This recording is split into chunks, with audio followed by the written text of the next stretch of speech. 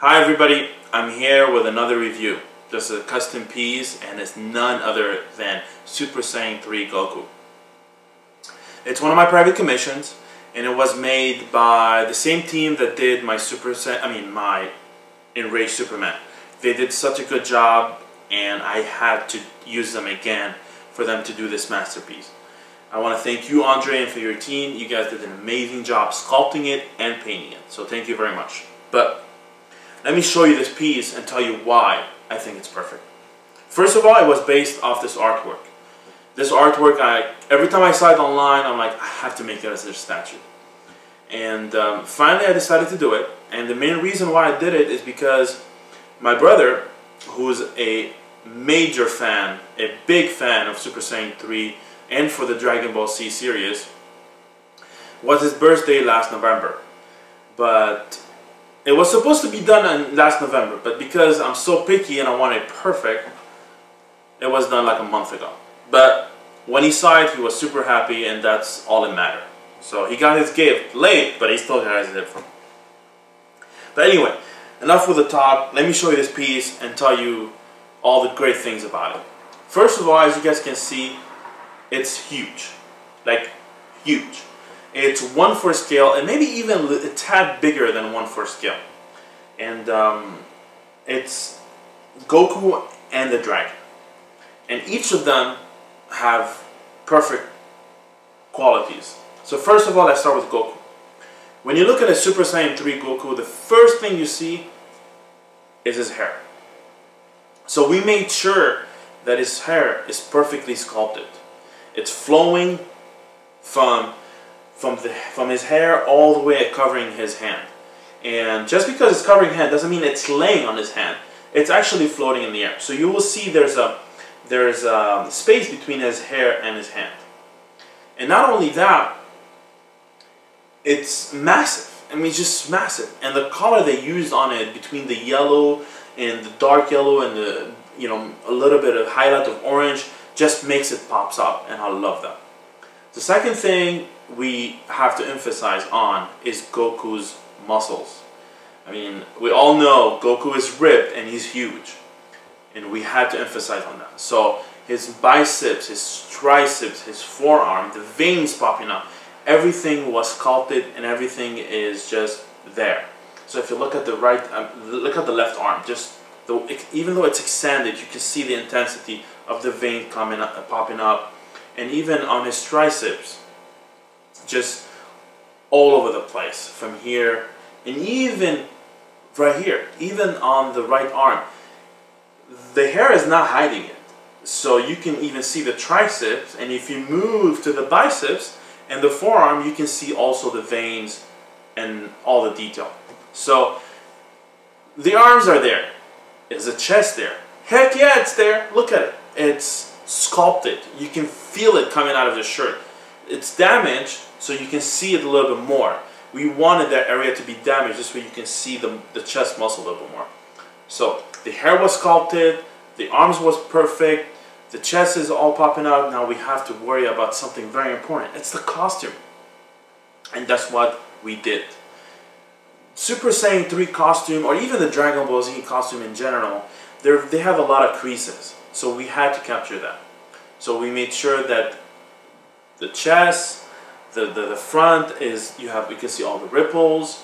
You can even see them in the back, all the ripples on the back. And let's not forget the pants. I mean, that's the most important part. So we sculpted all the pants and just perfectly shaped. Now, the paint job has a big effect. To see popping up that orange and that creases, you have to give it perfect shading. And Andre's team did a good job of like putting the orange and the highlights on each creases to make it pop up more. But also we made it damaged, because I didn't want it extremely damaged. I just wanted kind of like where Goku is in a fight and he just started the fight.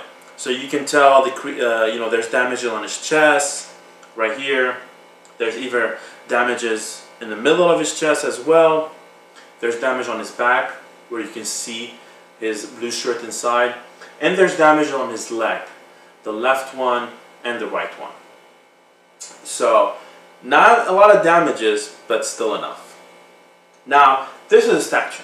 Now, if you look at the statue and the dragon, you will notice, yes, it's only connected right here.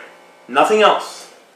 So, there's a massive peg in here that's holding the dragon to the statue.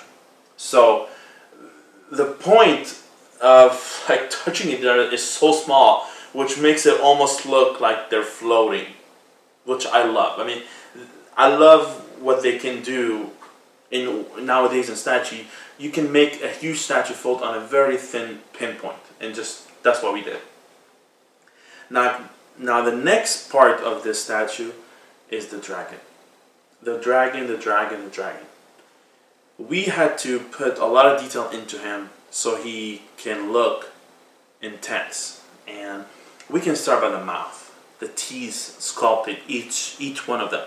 The tongue, the lips, just perfectly open and just, you know, going out.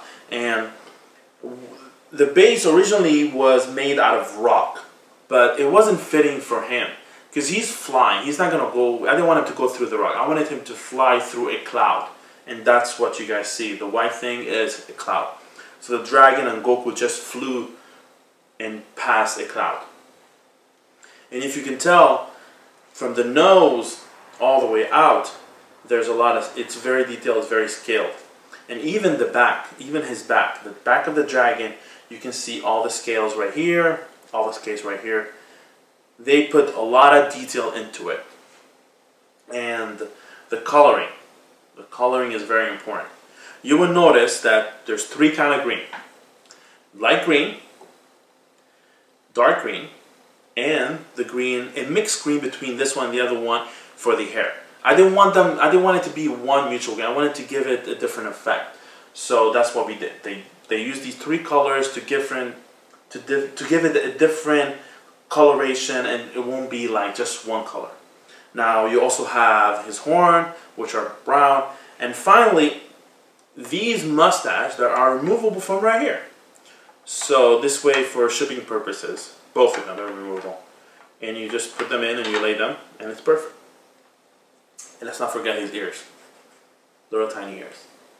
But that was not the only base that I did. We did another base, which is more like an energy base. And that way, if I want to switch out the display, I can do that. So I'll show it to you in a bit. Let me change it. That's the energy base. And it also has a peg right here that held it.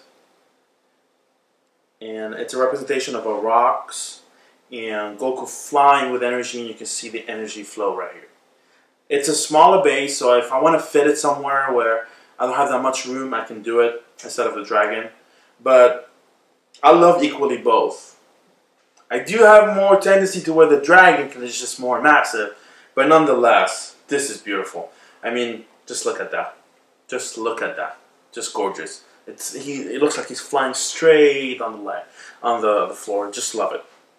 So both of them are greatly, well made. The color on this is as felt, like you can see, and it's also very well sculpted. I mean, it's hard to pick which one you want to display with, but it doesn't make a difference. I will figure it out once I have more space. But thank you guys. I mean, thank you for watching. I want to, you guys are a great supporter of this hobby of mine. Thank you for all the comments that you guys leave on Facebook. It means a lot to me that you guys like the amount of work and detail that are put in these statues. And again, I mean, keep collecting. That's all it is. I want to thank you for subscribing to my channel. Please like this video and add me on Facebook. And again, I'll be seeing you very soon. There's like 3 statues coming up this week that I need to do review, so I won't be long before you guys see me again. Okay guys, take care.